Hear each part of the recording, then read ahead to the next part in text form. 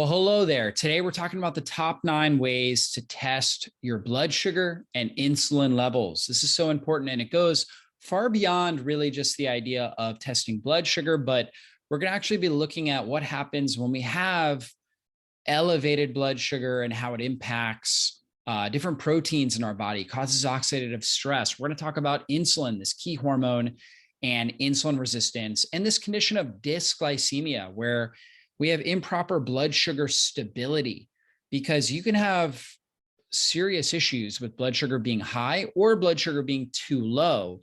We need a certain balance of blood sugar. That is what's so important here. We're going to talk about that, and that's what you're going to get out of this. We're going to talk about the best tests for dysglycemia and insulin resistance. We're going to talk about some unique functional lab ranges for dysglycemia as well, things that you haven't heard from previous doctors in the past. And so this video is not meant to diagnose, treat, or cure any medical condition, and it's for informational purposes only. The video is not a treatment protocol, and it does not replace a consultation with a healthcare practitioner. You are fully responsible for what you do or don't do with the information in this presentation.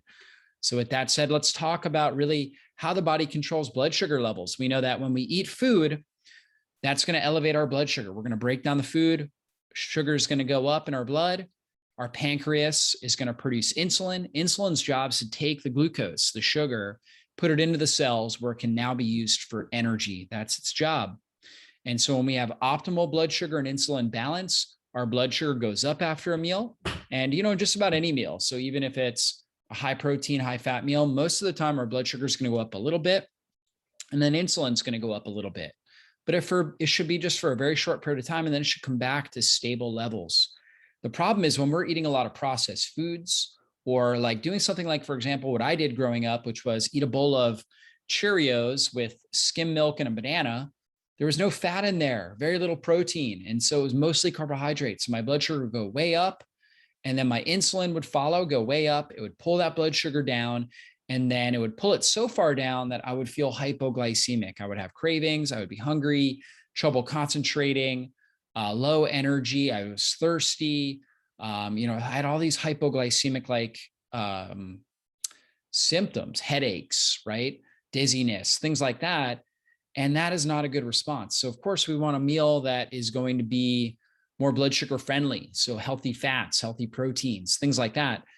And then we want to make sure, of course, the meal that it doesn't spike our blood sugar, but then also that our insulin doesn't get spiked. And so if we're eating processed foods, if we're eating high glycemic foods, we're going to create this response with high blood sugar, high insulin, right? Dragging down that blood sugar, and then having those unwanted hypoglycemic symptoms, and then releasing a lot of stress hormones, because stress hormones like cortisol, these glucocorticoid hormones, cortisol, its main job is to bring glucose up, right? Elevate glucose. So it tells the liver and the muscles to break down stored glycogen. Now we get sugar in the bloodstream, and now insulin comes back out, and we kind of have this continual process, and we're creating a lot of oxidative stress and inflammation with that. So we want to keep our blood sugar as stable as possible. And that is, really the right type of glycemic control, as opposed to a dysglycemic where we're going back and forth between high blood sugar and high insulin, and low blood sugar and low insulin levels. Okay. And really, people with low blood sugar, hypoglycemia, rarely have low insulin, I should say. Okay. They rarely do. They usually have higher insulin. They only have low insulin typically if they're struggling to produce insulin from either insulin resistance or from autoimmunity that may be affecting and breaking down their pancreas. So here is a way to know, okay, if you're dealing with hypoglycemia, you may have the same blood sugar, fasting blood sugar on your blood work. Let's say you're both under 80 milligrams per deciliter. But your hemoglobin A1C is typically higher when you're hypoglycemic than if you're fat or keto adapted. If you've got really good blood sugar stability, your hemoglobin A1C is usually 4.5 to 5.2 in a healthy range. And we're going to talk more about what hemoglobin A1C is.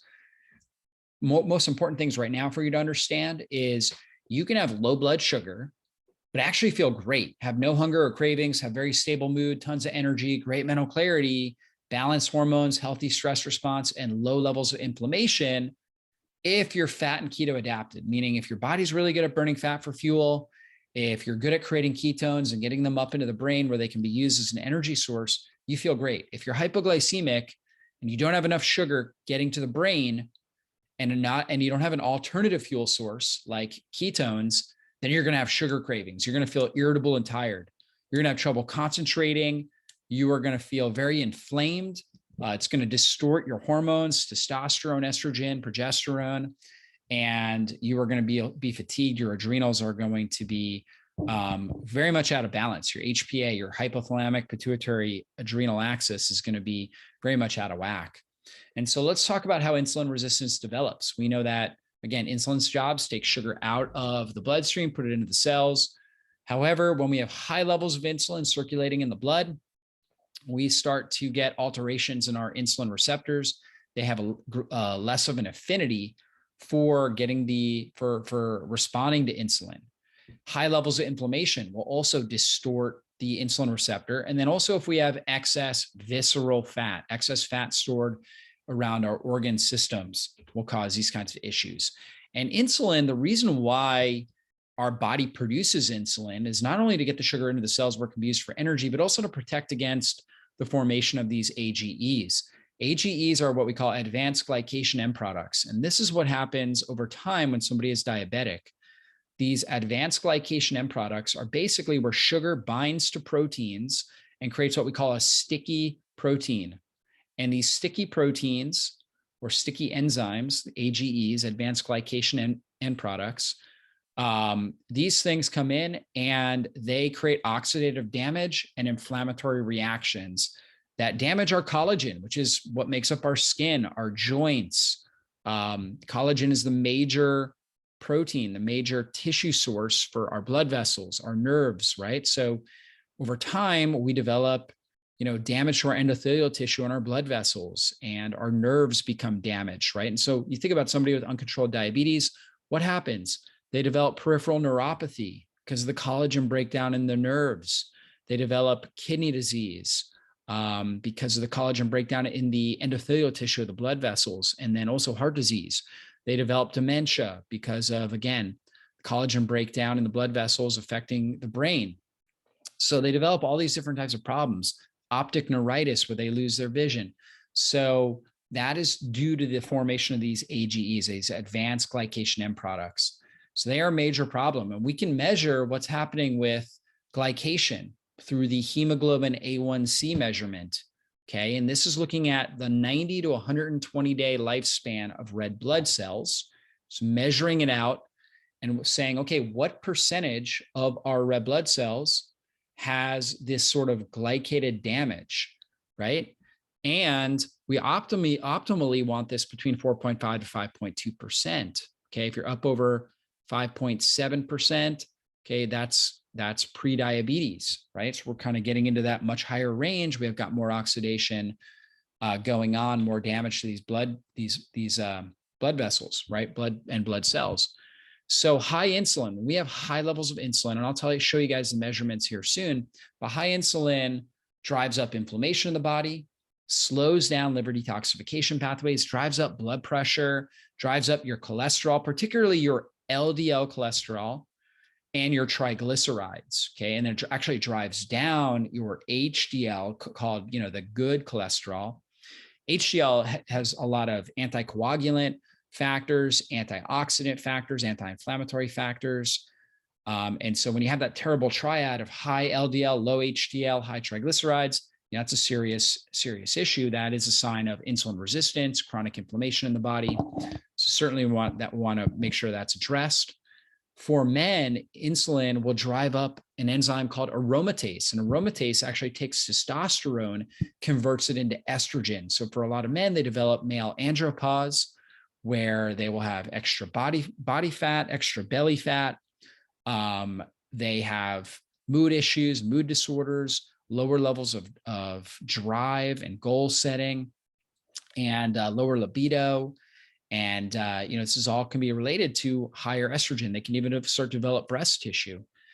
And then for women, high insulin will oftentimes cause, not always, sometimes it will cause estrogen dominance, too much estrogen, but for some women, they get too much testosterone, which can lead to things like acne, PCOS, polycystic ovarian syndrome. And insulin also drives up oxidative stress in the body, which ages us. Oxidative stress is like internal rusting. So it ages us faster. So we think about, aged skin or just an aged body. That's a sign they've had too much insulin for too long a period of time. If you can keep your insulin down, it's going to slow down the aging process for you. Now, signs of insulin resistance. You tend to be overweight because insulin is a fat storage hormone. It tells the body to store fat, to keep fat. Okay, not to burn fat. Basically, it tells the body not to burn fat. So as long as insulin's elevated, you're not going to burn fat.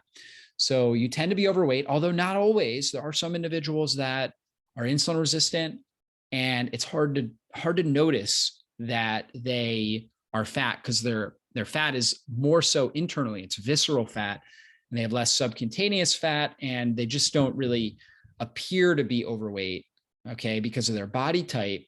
But they actually are what we call skinny fat, okay, where they're thin, but they have a higher body fat percentage, lower level of lean body tissue.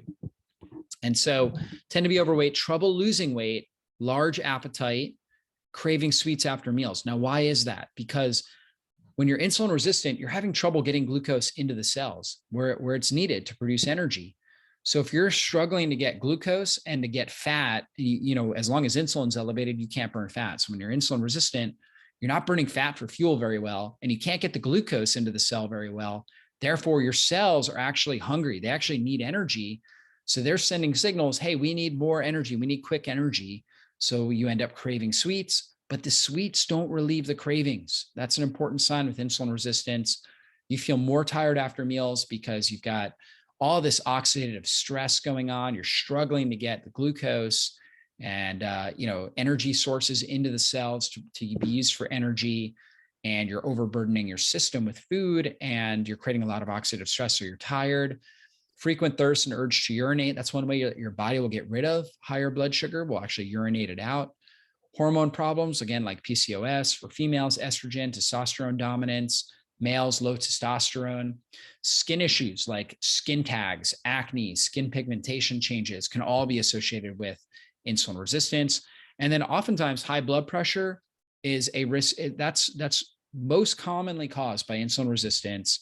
And also same with high triglycerides. High triglycerides are almost always caused by insulin resistance as well. So different types of fat. Again, I was talking about this, the visceral fat versus subcutaneous fat. The visceral fat is the very insulin resistant fat, and it's releasing high amounts of pro-inflammatory cytokines. So it's driving up inflammation in the body. And our subcutaneous fat, so it's actually spilling out, like our visceral fat spills out inflammatory compounds, it spills out fatty acids, so triglycerides go up. So it's the dangerous fat that we want to get rid of. Whereas the subcutaneous fat is kind of like, it's got a necessary metabolic role, right? And that's, body fat that is, for the most part, like healthy body fat. Like all of us have some level of body fat, and, it should be subcutaneous and very little to no visceral fat. Metabolic syndrome is when we have that visceral obesity, also the high triglycerides, okay, low HDL cholesterol. I was talking about, that ratio should be less than 2, triglyceride HDL ratio. Insulin resistance and hypertension, that combination causes what we call metabolic syndrome. And metabolic syndrome is on the rise, and it's definitely something that we can prevent. And today we're going to talk about ways to test our blood sugar and insulin resistance. So fasting plasma glucose, these are the tests: fasting plasma glucose, oral glucose tolerance test, the fasting insulin, HOMA-IR, which is basically your homeostatic measurement of insulin resistance, which is a really great way to look at this. I'm going to explain that in more detail. Your C-peptide levels, your lactate dehydrogenase or LDH levels, your C-reactive protein, your hemoglobin A1C, and your fructosamine. So many of these you probably have never heard of, and most likely your doctor hasn't heard of these or run these. So when we're looking at your fasting blood sugar, I have 3 different ranges here. One is for a person without diabetes, should be 70 to 99 milligrams per deciliter. Now, if you have diabetes, the ADA, American Diabetics Association recommendation is 80 to 130. Of course, diabetes is 126 milligrams per deciliter fasting blood glucose in order to be diagnosed with it. But when we're looking at somebody that is more fat adapted and possibly even in nutritional ketosis, we may even see that the blood sugar is low, or it could be higher. Okay. But that person could actually still be healthy, right? So maybe down to 60 and they feel great, or that fasting blood sugar may be 100, but they actually still feel good. They're not actually pre-diabetic. And we'll talk about that more when we talk about insulin levels and the HOMA-IR. Now, 2 hours after a meal, this is an important time to test as well your blood sugar. Now, a person, and we're going to talk about the oral glucose tolerance test here in a second, but basically a normal after a meal for a person without diabetes, less than 140, although in functional medicine, we like to see it under 120 milligrams per deciliter, okay? So we're tightening up that range. We're really looking at optimal health, not just, if you think about somebody that's a normal, average, everyday American, they're not healthy, right? So they're building disease. So we don't want to measure up with them. We want to be, at the top range. So it should be under 120. And if you're eating low carb and you're very metabolically flexible, oftentimes your blood sugar won't go up much over 100 and will stabilize really, really well. Okay. And then hemoglobin A1C. Okay. I like to see it between 4.5 to 5.2. As I mentioned earlier, 7% or less is the official ADA recommendation for someone with diabetes. I believe 6.5% is where you're diagnosed with diabetes, right? So 7% or less, I mean, we need to get it way under that. Normal for a person without diabetes is 5.7%, but I get concerned when it gets up over 5.2%. Now let's talk about the oral glucose tolerance test, or the OGTT. This test measures an individual's response to a glucose load. So usually you're given like a little packet of glucose, 75 grams, and you consume it within 5 minutes, right? So you drink this thing, this sugar drink, and then you're measuring your blood both immediately after the drink is finished and then 2 hours afterwards. Now, the most important measurement is the 2-hour measurement, okay? So 2-hour measurement is really what you want to look at. Your normal OGTT level should be under 140, but like I was saying before, in functional medicine, we really want to see them under 120, okay? Pre-diabetic range is from 140 to 200. So you may not be pre-diabetic, okay? Over 200 is considered diabetic. However, that's not necessarily healthy if you're at 130, 135. Okay, we want to see it under 120 there. Now let's talk about insulin in general. So insulin, again, we know is the hormone that comes out, takes sugar out of the bloodstream, puts it into the cells, all right? Now, your optimal fasting insulin levels should be roughly between 1 and 5. Okay, so if you get that added, and you should get that added to all your blood work. Anytime you get blood work, always ask, can you test my insulin? You fast overnight. So like, let's say you finish dinner 7 or 8 p.m., you get your blood work done 8, 9 a.m., right? 12 to 14 hours, somewhere in that range. Should be between 1 and 5, okay? Maybe 1 and 6. Some practitioners and scientists say, well, 6 is still a healthy level. So I'm okay with that, 1 to 6. 1 to 5, somewhere in that range. So you'll have some insulin, and that's good and normal. Like you want your pancreas producing insulin.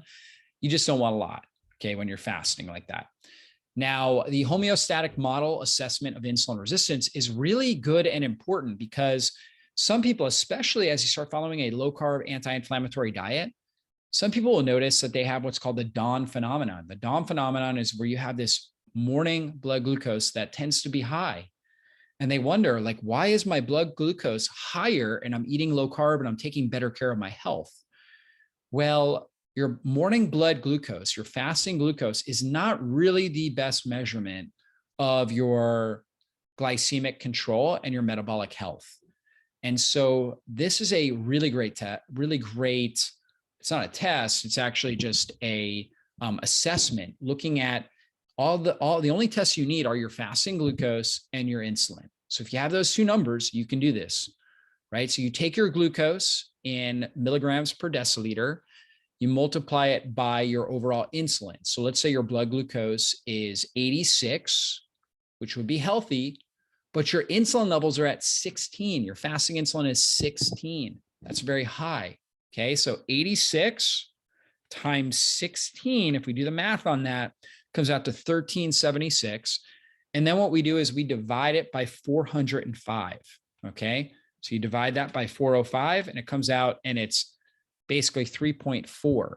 So that's really high. you are insulin resistant if you're over 2.75 on the HOMA-IR. Okay, you're at an excellent level if you're 1 or less. Average is 1.75. So we ideally want to be in an excellent range. And the way that you know you're excellent is 1 or less. So we use the example where one person had a blood glucose of 86 and an insulin of 16. The other person has a blood glucose of 100, so higher than the first person, but an insulin level of 4. So in that healthy range, like I talked about, 1 to 5, 1 to 6. So 4, healthy range. So you do that math, 400. So 100 times 4 is 400. You divide it by 405. That's 1, right? That's great. That's excellent, excellent blood sugar and insulin sensitivity. And so I don't worry about an elevated fasting blood sugar if that HOMA-IR is under control. So that's a sign that basically your body is fat adapted and you're very good at burning fat for fuel. You're very insulin sensitive. And so your muscle cells are kind of not wanting to burn sugar because sugar is a dirty energy source. It produces a lot of oxidative stress. So they're wanting to burn fat for fuel because that is a more efficient fuel source they get more energy from. So they're kind of in like a little bit of like a sugar resistant mode. So their blood sugars may be slightly elevated, but you're so insulin sensitive. So as you start to move, your body will, like you just start doing some movement, some exercise, your body will go right into burning sugar because that's when it needs the quick fuel, the anaerobic fuel, if it doesn't have enough oxygen. So I'm not concerned with that as long as that insulin resistance is good, or I'm sorry, the insulin levels are good and the HOMA-IR score is 1 or less. That's ideally where we want to see it. What is C-peptide? Okay, C-peptide is a substance, right? That's a short chain.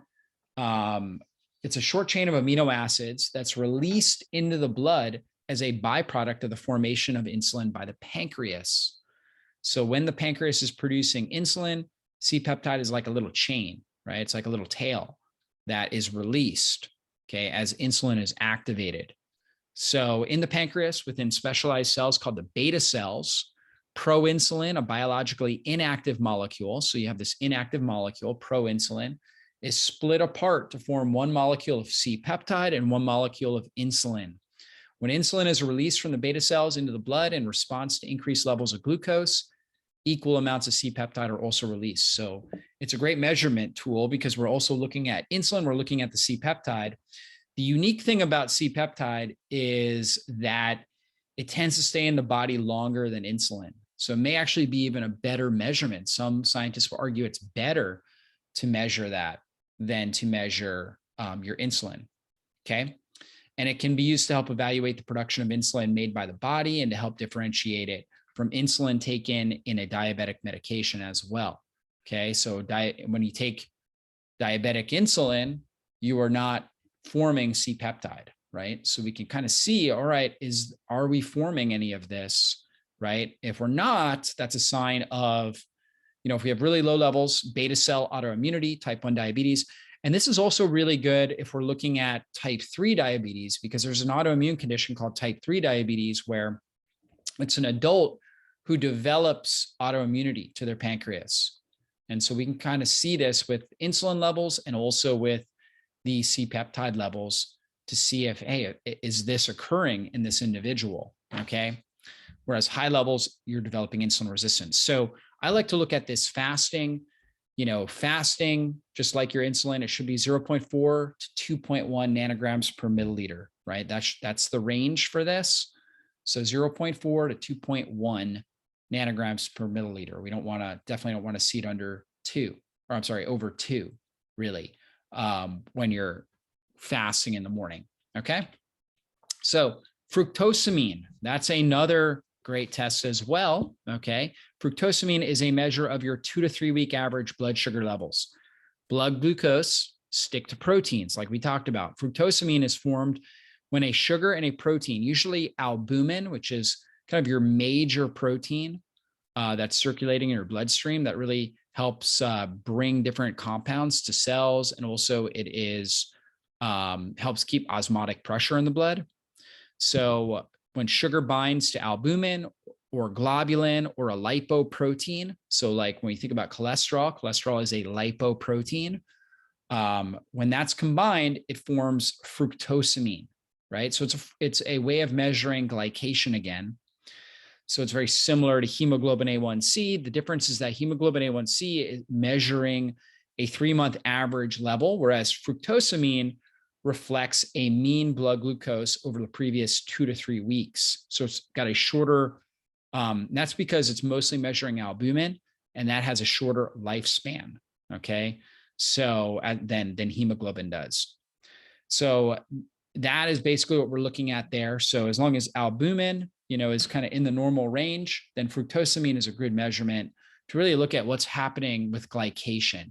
We want to see that under 220 ideally for optimal health. The clinical range is under 285. If you're up over 285, we definitely have some significant issues going on.